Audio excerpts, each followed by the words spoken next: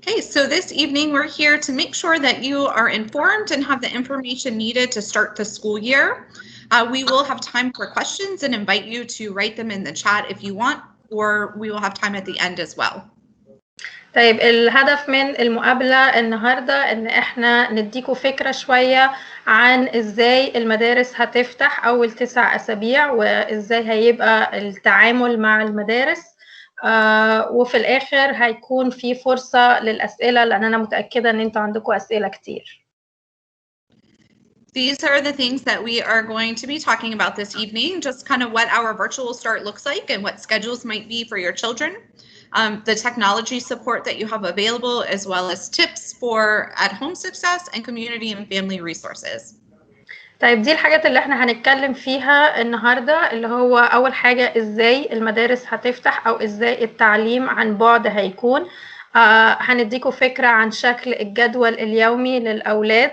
لو محتاجين أي مساعدة بالنسبة للأجهزة اللي انتوا استلمتوها، الكروم بوك أو الآيباد، ومحتاجين مساعدة في تشغيله أو تصليحه، هنقول لكم على بعض المعلومات اللي ممكن أو بعض الإرشادات اللي ممكن تساعدكم إن انتوا تساعدوا أولادكم إن هم يذاكروا في البيت أو يدرسوا في البيت. وهنقول لكم كمان على أماكن موجودة في المنطقة حواليكم ممكن تقدم لكم مساعدة. And I am Sarah Modrak. I am the Language Instruction Educational Program Specialist. They're known as LEAP or ESL, and I service students from kindergarten all the way through 12th grade.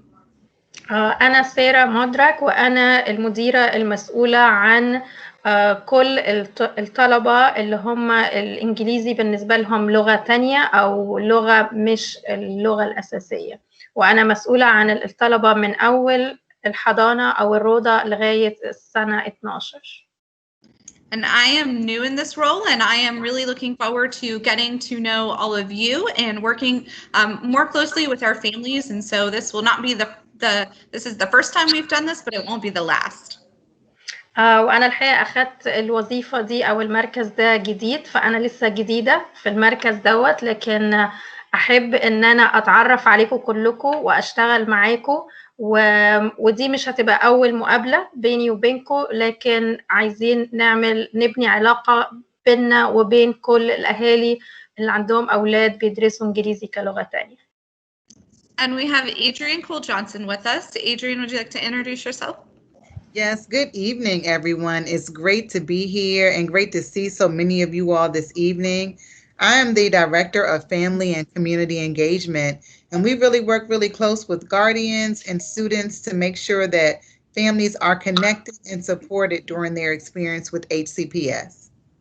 أنا إدريان كولز جونسون، أنا المسؤولة عن الاهتمامات بتاعة العيلة والمجتمع، وأنا مبسوطة إن أنا شايفة ناس كتير وتعرفت عليكم.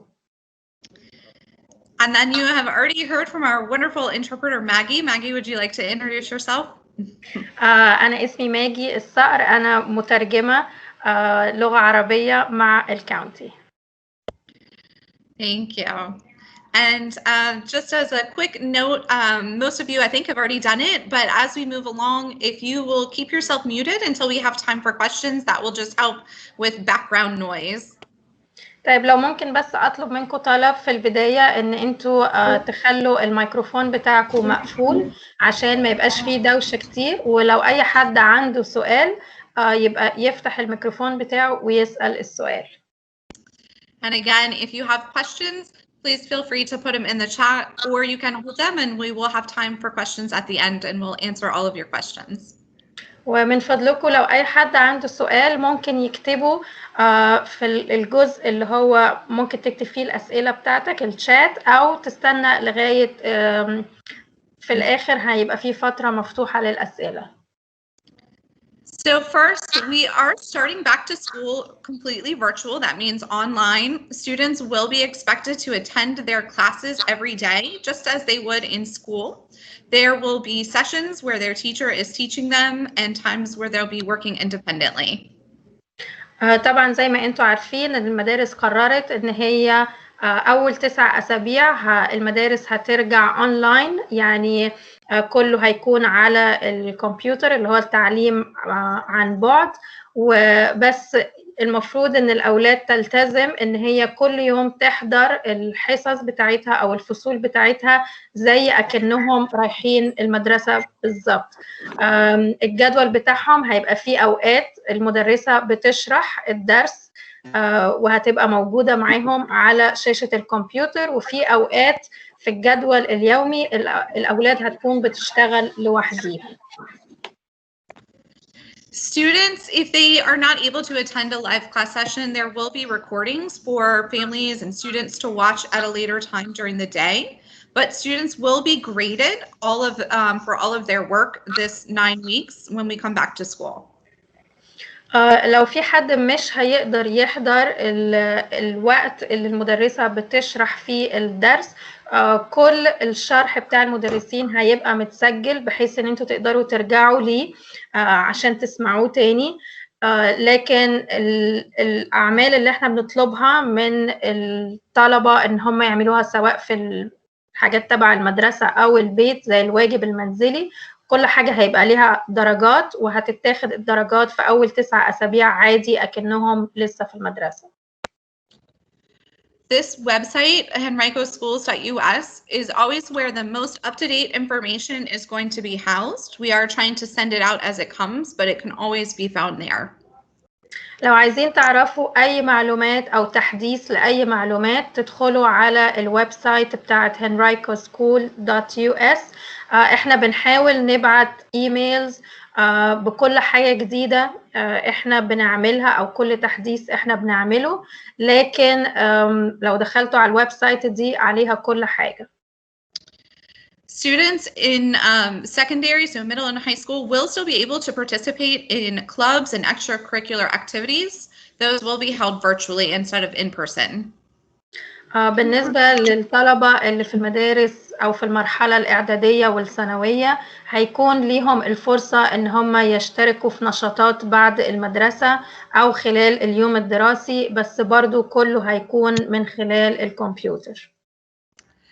Students will have their live lessons as well as all of their classwork completed through Schoology. Schoology is an app on the computer that we use where students will be able to get all of their work as well as see their meeting times and communicate directly with their teachers.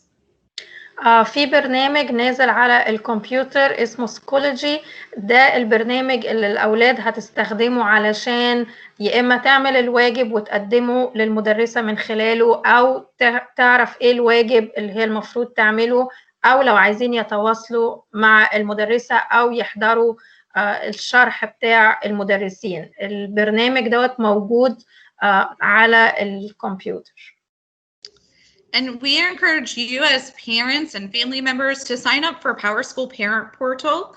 This will help you monitor your child's grades and make sure they're completing their work, as well as to make sure that you have updated information completed through our RightCore forms.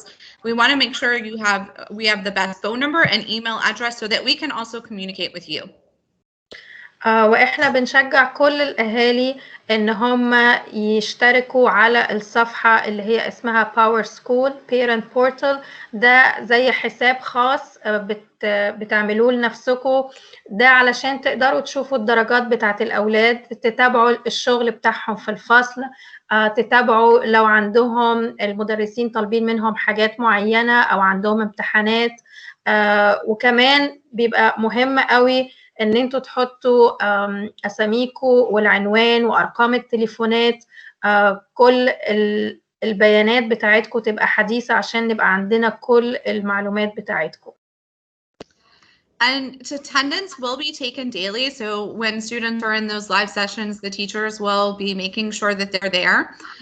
If for any reason a student is not able to attend, it might be that they are sick or you have had to travel, there's a family emergency, or your technology isn't working, please call the school and you can let them know why the student was absent so that we can excuse that absence.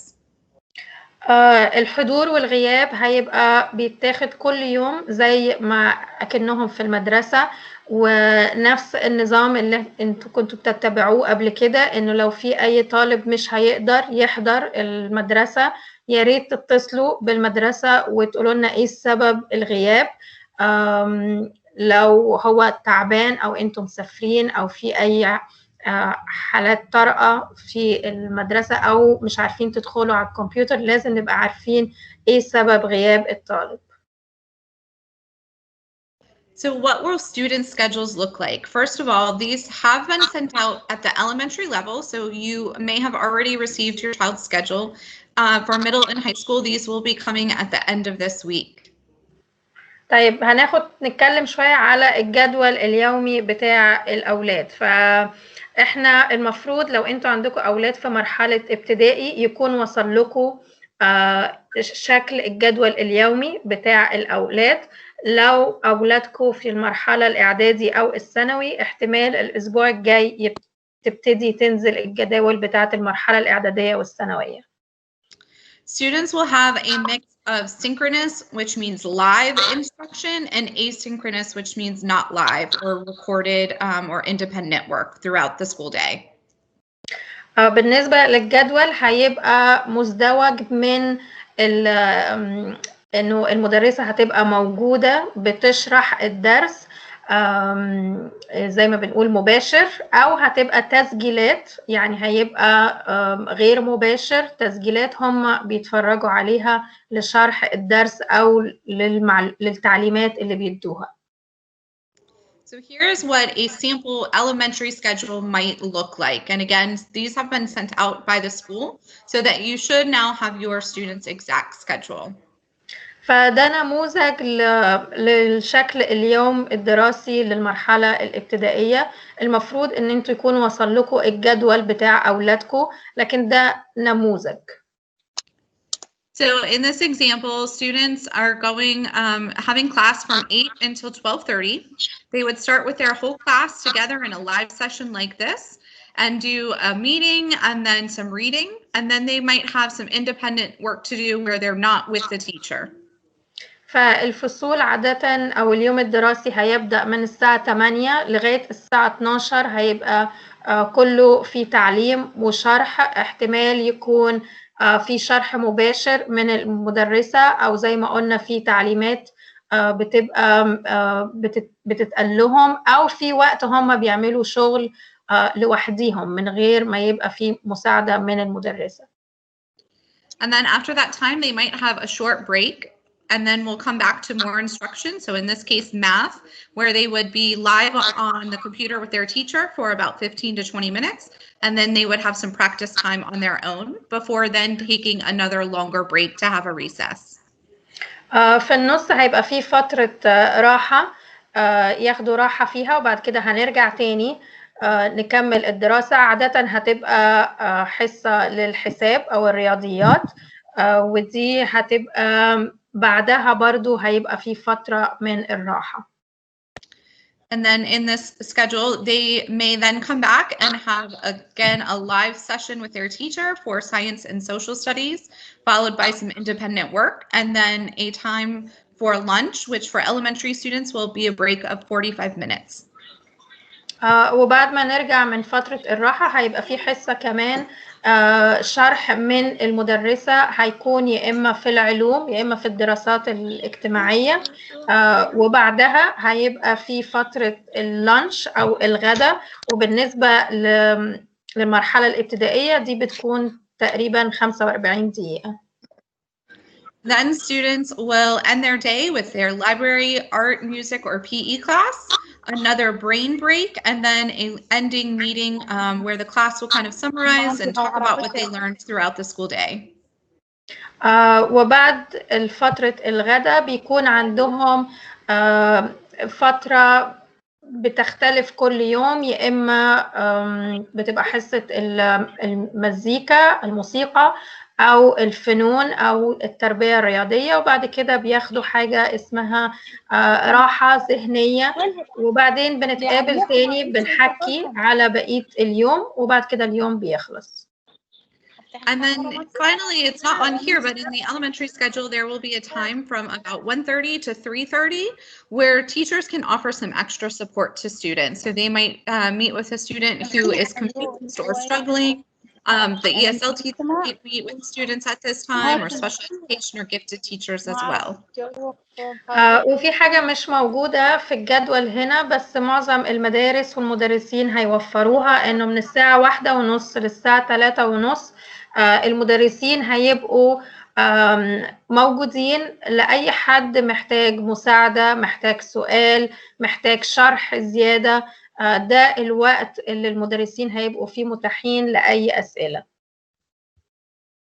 This is a sample middle school schedule, and high school will be very similar. And again, those will be released to students and families after August 28th, after 4 p.m. ده برضو نموذج للمرحلة الإعدادية، وتقريبا المرحلة الثانوية هيبقى شبيه بيه جدا. الجدول بتاع الأولاد في المرحلة الإعدادي والثانوي هيبتدي يجيلكوا بعد يوم 28 في الشهر بعد الساعة 4 بعد الظهر. Middle and high school schedules will follow their regular bell schedule as if they were in school. So in between each class, they will have a 10-minute break, and then they have about an hour and 15 minutes for each class. بالنسبة للإعدادي والثانوي هم هيمشوا على نفس الجدول اللي كان محطوط في الأيام ما كانوا في المدرسة، اللي هي بين كل حصة والتانية في 5 دقايق راحة، وكل حصة مدتها 1.25 ساعة. And in middle school and high school, they alternate days. So on one day, they might have their classes 1, 2, 3, and 4. And then on the next day, they would have class 5, 6, 7, and 8. بالنسبة للثانوي بيبدلوا الجدول، ففي أسبوع هيبقوا بياخدوا الحصة رقم 1 و2 و3 و4، والأسبوع اللي بعده بياخدوا الحصة رقم 5 و6 و7 و8. And within each class, they will have a similar setup as elementary, where they will have a live session with their teachers, and then time where they're asked to do some independent assignments. وبالنسبة لكل حصة هتبقى تقريبا نفس النموذج بتاع الحصة في المدرسة الابتدائي، إنه الأول بيبقى فيه شرح من المدرس أو المدرسة، وبعد كده في وقت إن الأولاد يشتغلوا لوحدهم. For students to complete school virtually, we know that they will need technology help. Chromebooks, laptops, and iPads are available for all students. طبعا عشان المدرسة هتبقى كلها على الإنترنت، فإحنا عارفين إنه لازم يكون عندهم أجهزة يشتغلوا عليها زي الكروم بوك أو لابتوب أو آيباد، ودي الأجهزة ديت متوفرة من أول أولى ابتدائي أو من أول حضانة لغاية سنة 12. In order to get a device for your child, if you have not yet, you can go to any of these 8 schools Monday through Friday this week or next week from 9:30 a.m. to 5:30 p.m. لو انتوا لسه ما جبتوش الأجهزة ديت للأولاد، فانتوا في 8 مدارس عندها الخدمة ديت. ممكن الأسبوع ده والأسبوع اللي جاي تروحوا واحدة من ال8 دول من الساعة 9:30 للساعة 5:30، هيبقى في حد موجود هناك. And the schools are Deep Run High School, Douglas Freeman High School, Hermitage High School, Highland Springs High School, Godwin High School, Hungry Creek Middle School, Wilder Middle School, Rolfe Middle School, and Short Pump Middle School. والمدارس اللي ممكن تجيبوا منها الأجهزة هي Deep Run High School, Freeman High School, Hermitage High School, Highland Springs High School, Godwin High School, Hungry Creek Middle, Wilder Middle, Rolfe Middle, Short Pump Middle.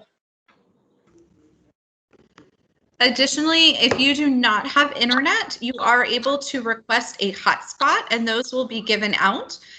If they run out of hotspots, they will order more. So every family who needs internet will be able to get one from a hotspot. لو انتوا ما عندكوش خدمة الانترنت في البيت ممكن تطلبوا جهاز اسمه هات سبوت، ده زي ده الانترنت. ممكن تاخدوه من المدارس اللي احنا قلنا عليها. لو ما كانش عندنا بتعملوا طلب وبتطلبوا واحد، وهم لما بيجي لهم الجهاز هيكلموكوا عشان تيجوا تستلموه.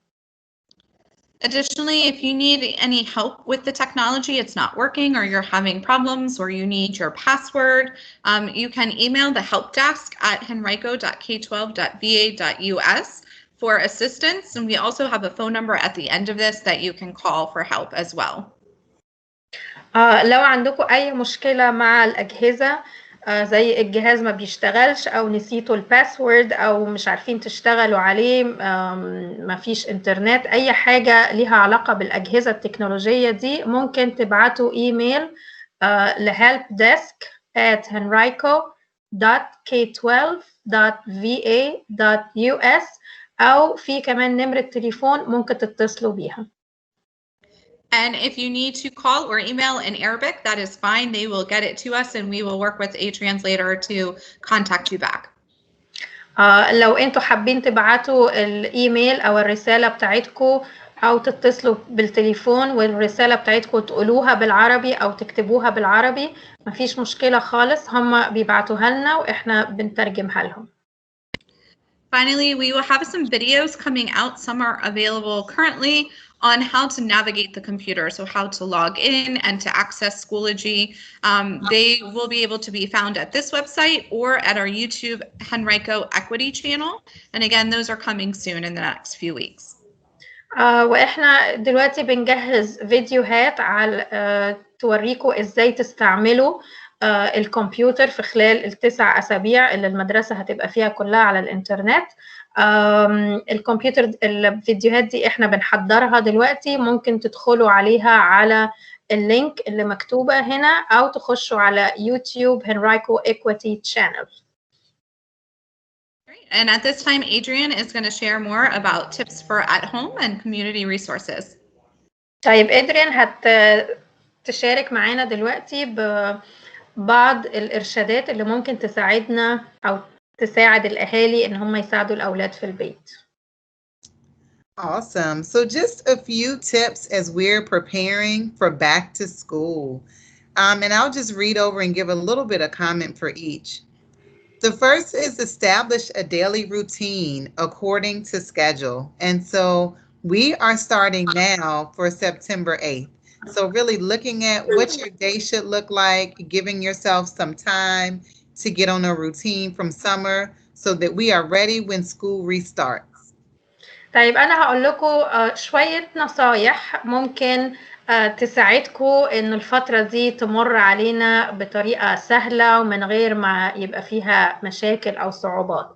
فطبعا أنتوا عارفين إن المدرسة هتبتدي يوم 8 سبتمبر، يعني كمان أسبوعين، فممكن من دلوقتي نبتدي نحط جدول للأولاد، روتين معين للأولاد إن هم يبتدوا يستعدوا إنه هنرجع المدرسة، هيبقى في صحيان بدري، هيبقى في مذاكرة، فنبتدي ننسى أو يعني نتأقلم شوية على الحياة المدرسية، لأن احنا بقالنا فترة كبيرة قاعدين في البيت والصيف والأجازات ومفيش روتين قوي.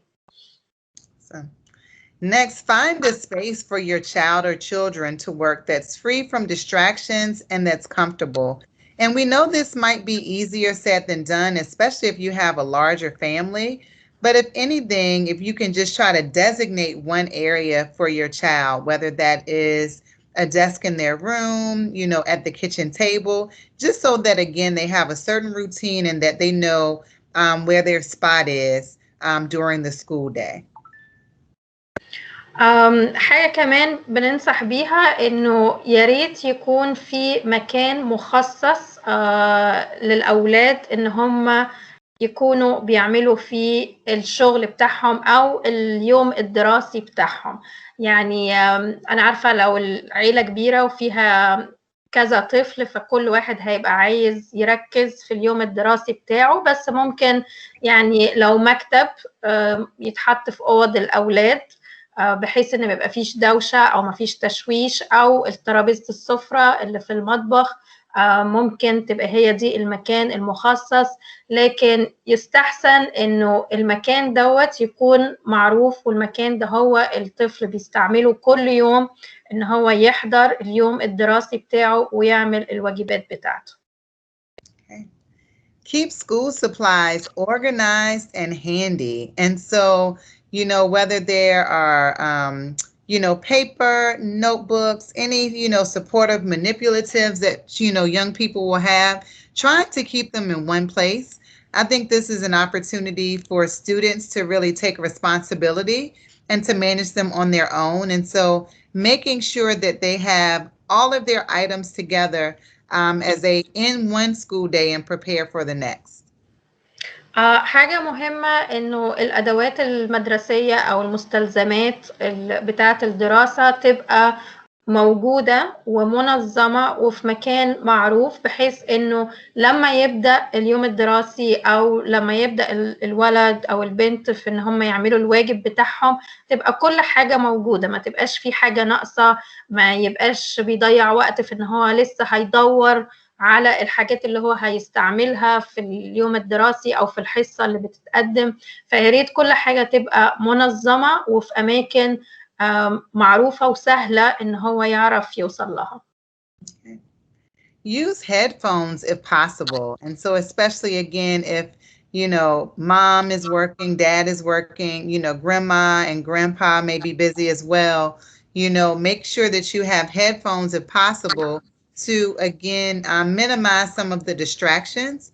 It may also help your child to stay focused during the day so that they can really pay attention to what's happening with the teacher and just in their classes in general.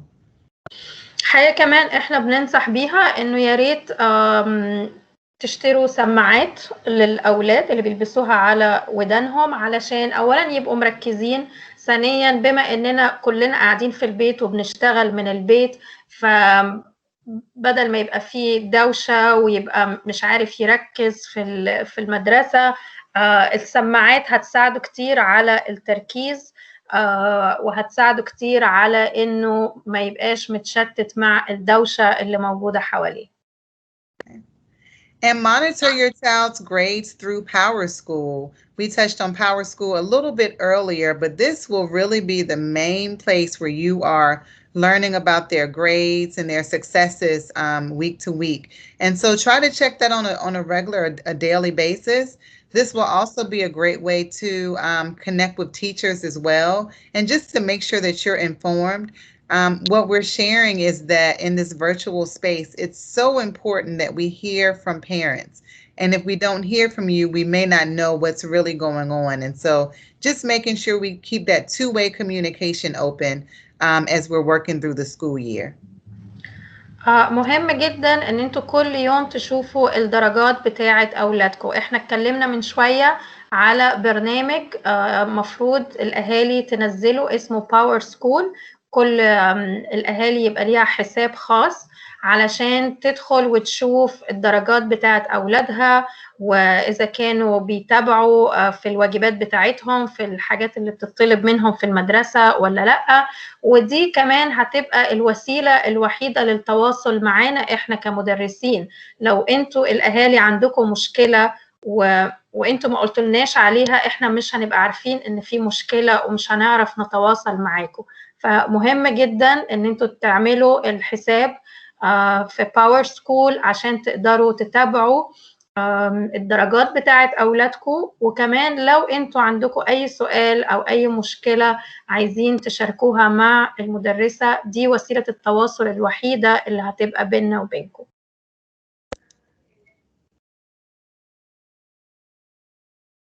Okay, and just general resources around meals that will still happen during the school year.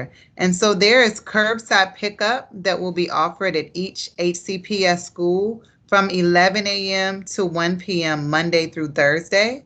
Friday meals are available on Thursdays upon request, so you would have to put that request in. So just wanted to make sure that families know that that is available for them on a regular and consistent basis. طيب هنتكلم شوية على الوجبات اللي كانت بتتقدم للأولاد في المدرسة. الوجبات هنفضل نقدم الوجبات في المدرسة كيرب سايد، يعني انتوا بتيجوا بالعربية، ما بتنزلوش من العربية وبتيجوا تقفوا في الصف أو في الطابور وإحنا بنديكوا الوجبة. كل المدارس بتاعة هنرايكو هيكون فيها الخدمة ديت من الساعة 11 الصبح للساعة 1 الظهر، من يوم الاثنين ليوم الخميس. بالنسبة للوجبة بتاعة يوم الجمعة، لو انتوا عايزين تاخدوا الوجبة بتاعت يوم الجمعة لازم تكتبوا طلب ان انتوا عايزين الوجبة بتاعت يوم الجمعة، وساعتها هنديكوا وجبتين يوم الخميس. So if you're at a school that where your child does not pay for lunch, or pay for meals, they will not have to. It's essentially many of our Title I schools. If you do currently or in the past, if you have paid for your child's food, we're suggesting that you do so through My School Bucks. We're asking that you do it online because we are looking to have as less contact as possible at the curbside delivery and looking to avoid cash transactions. لو انتوا كنتوا قدمتوا على البرنامج اللي هو بتاع الوجبات المجانية، فانتوا ما زلتوا هتاخدوا الوجبات المجانية. لكن لو انتوا كنتوا بتدفعوا الفلوس بتاعت الوجبات ديت، فنفضل او يعني دي الطريقة الوحيدة دلوقتي ان انتوا لازم تدفعوا الوجبات ديت على الانترنت اونلاين، لان احنا مش عايزين نتعامل بفلوس كاش خالص، لأن عايزين نقلل التلامس بين الأشخاص. فلو ممكن تدخلوا على الويب سايت بتاعة اللانش وتدفعوا الفلوس مقدما. Yep, and then there are two websites there that are listed for you. One, if you're interested in applying, if you believe you will qualify for free and reduced meals, you will go to the website that's listed in that second to last on the bullet. So you can get more information about all of this on our nutrition services page on our Henrico website, and that website link is there as well. لو انتوا عارفين ان انتوا ممكن تاخدوا الوجبات المدرسية مجانا، ممكن تدخلوا تملوا الابليكيشن على الويب سايت اللي مكتوبة قدامكم، او في الويب سايت التانية دي اللي هي بتاعة الكافيتيريا بتاعة المدرسة او بتاعة الوجبات بتاعة المدرسة، برضو هتلاقوا عليها الابليكيشن ان انتوا ممكن تقدموا طلب عشان الأولاد ياخدوا الوجبات مجانا. All right. And then just some general community and family resources. So there's the Family and Educator Resource Center that also comes through the Family and Community Engagement Department. And this is if, families are looking for maybe tutoring support for their young person, possibly any other general supports, whether it's, information about food pantries or even support around, utility assistance or things of the sort. So that number is there for you to call and to connect with the facilitator for the Family and Educator Resource Center. And we have really been looking to enhance our services during this virtual time. طيب في نمرة التليفون اللي موجودة على الشاشة دي بتاعة مركز بيساعد العائلات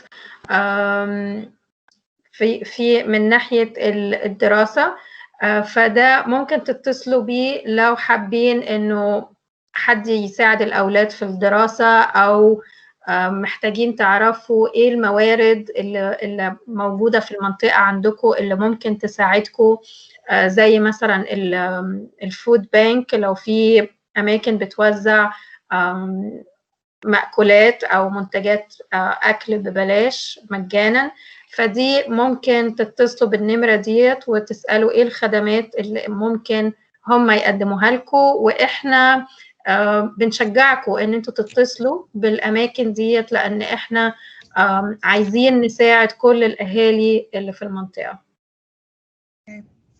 Also, for families who may be working during the day and essentially are essential workers, or maybe just need additional, time. There are child care options throughout the county. There are about 3 that actually will be hosted in our schools by other partners who are really managing that. It is a fee for service, so it's a cost to it, but we have that information on our website. I would also share for families who say if they currently qualify for daycare support, so if that's normally paid for them through DSS, they are able to use that subsidy to cover any full day supports too. And so if that is the case, they should contact their DSS case manager to explore that a bit more as well.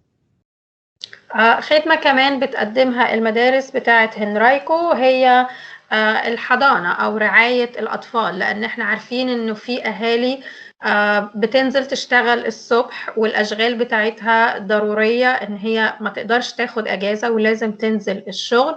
فبما إنه الأولاد قاعدين في البيت دلوقتي عشان المدارس، في بعض المدارس في هنرايكو هتكون مفتوحة علشان الأولاد يجوا، بس هيجوا على أساس إن هم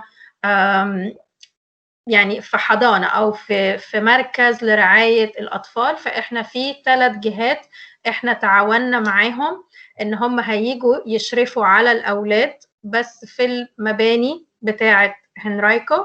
I need the screen back. Sorry. Was having issues. Yeah. فاللينك موجودة على الشاشة قدامكم اللي يحب يقدم على الحضانة ديت. طبعا هي هتبقى بأجر رمزي، مش هيبقى زي أسعار الحضانات اللي في الخارج.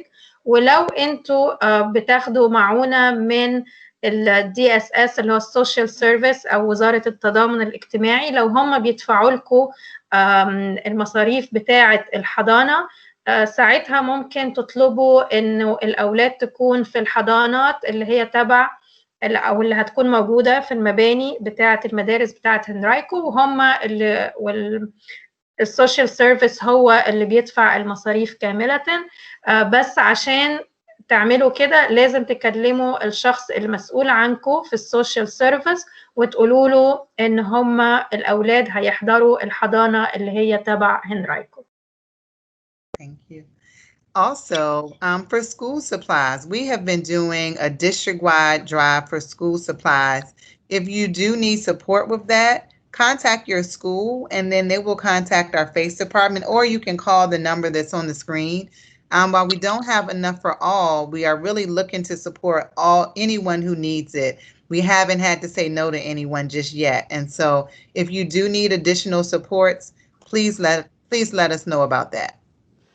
طيب بالنسبة للأدوات اللي هيستعملوها في المدرسة أو المستلزمات المدرسية، إحنا بقالنا فترة بنوزع الأدوات المدرسية، ولو أنت في احتياج للأدوات ممكن تتصل بالرقم دوت اللي على الشاشة، أو تتصل بالمدرسة بتاعتك وهم هيحددوا لك يوم وتروح وتاخد فيه الأدوات ديت. إحنا الكمية محدودة، بس احنا عايزين نساعد اكبر عدد ممكن. لغايه النهارده احنا ما قلناش لحد ان احنا مش هنقدر نساعد، احنا لغايه النهارده بنقدر نساعد وعندنا كميه معقوله. فلو انتم محتاجين السكول سبلاي او المستلزمات بتاعه المدرسه، اتصلوا بالمدرسه بتاعتكم او بالنمره اللي على الشاشه. And then we are offering language support, so we want to be sure that we are communicating with families in a way that they understand. If you need assistance with that, when you call a school, you can request an interpreter and they will use the language line to be able to talk with you, or you can call our Welcome Center and we can help facilitate language support as well as help with registration or answer other questions that you may have. لو انتوا عندكم اي سؤال وعندكم مشكلة في اللغة، اتصلوا بالرقم اللي موجود على الشاشة او اتصلوا بالمدرسة بتاعتكم واطلبوا مترجم باللغة بتاعتكم. هم عندهم تليفون بيبقى فيه كل اللغات موجودة وكل المترجمين بيبقوا موجودين على التليفون. أو تتصلوا بالويلكم سنتر اللي هو لو عايزين تسجلوا حد في المدرسة لسه جديد في المدرسة أو هتنقلوه من مكان لمكان. برضو في الويلكم سنتر عندهم جميع اللغات متوفرة عبر التليفون. That is all the information that we have to present to you. And so in just a minute, we're going to open up for questions. But here is just some additional after phone numbers and information. If you still need assistance after our presentation, there is the HCPS hotline, which you can call and ask any kind of question that you have. طيب دي كده تقريبا احنا خلصنا المعلومات اللي احنا عايزين نقولها لكم، وهتبقى في فترة مفتوحة دلوقتي للأسئلة. لكن الصفحة ديت او اللي انتوا شايفينها دلوقتي فيها أرقام تليفونات وفيها معلومات مهمة لو انتوا عندكم أي سؤال. في الخط الساخن بتاع مدارس هنرايكو نمرة التليفون اللي موجودة قدامكم، عندكم أي سؤال أي استفسار اتصلوا بالرقم دوت. You can also contact your child's school for any school-specific information or questions that you may have. And then here also is the technology help desk phone number and email address. ممكن برضو تتصلوا بالمدرسة بتاعة أولادكم لو عندكم أي سؤال أو أي استفسار خاص بالمدرسة أو الدراسة. لو في أي مشكلة في الأجهزة التكنولوجي اللي معاكم ممكن تتصلوا برقم التليفون اللي موجود على الشاشة أو تبعتوا إيميل على العنوان اللي مكتوب.